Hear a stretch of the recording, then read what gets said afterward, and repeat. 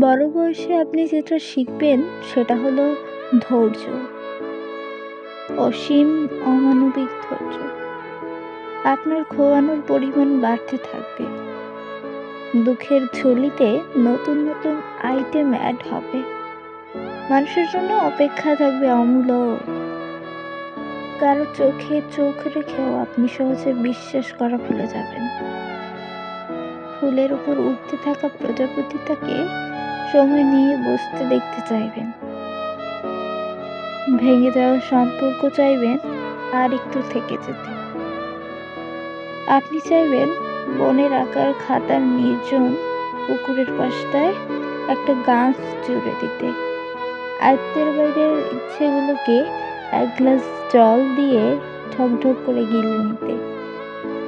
নিজে খারাপ থেকেও কাছের মানুষটাকে প্রার্থনায় রাখতে। আপনার কাছে তখন আলো আর অন্ধকারের খুব একটা পার্থক্য নেই।